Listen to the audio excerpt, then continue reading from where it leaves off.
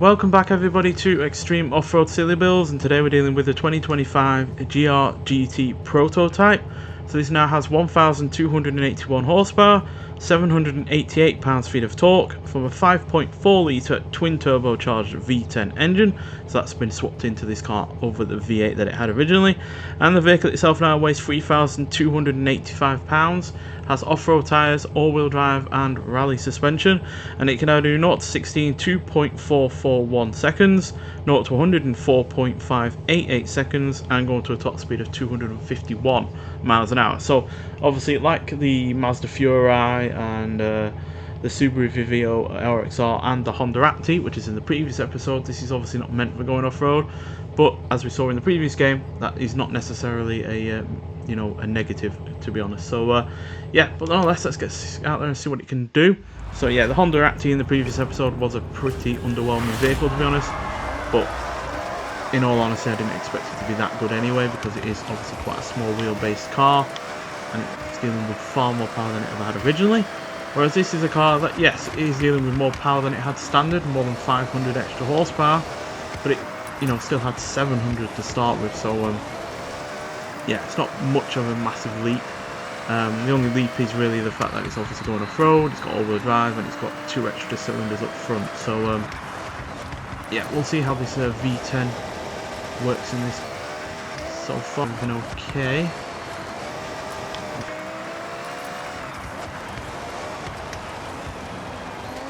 I'll really deal with the jump.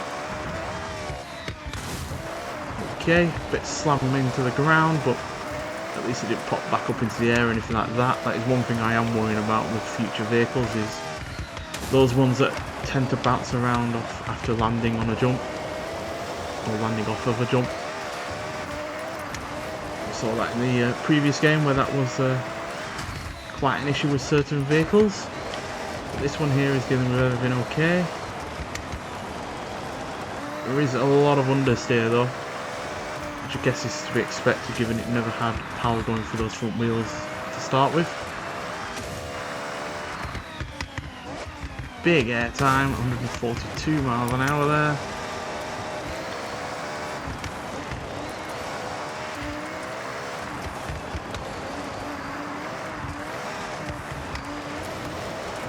So we're really careful with the understeer when it comes to certain corners, because it could go spearing off of a forest. We don't want to be doing that. Or as we've found out in one of the previous episodes, we don't want to go and landing in a ditch, because it is an extremely hard ditch to kind of get yourself out of, especially in a car that is not meant for going off-road. So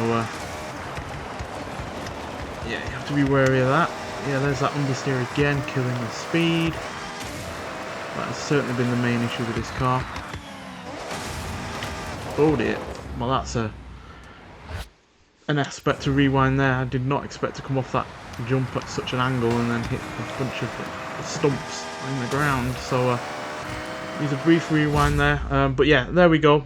That is pretty damn quick, to be honest. 2 minutes 25.145.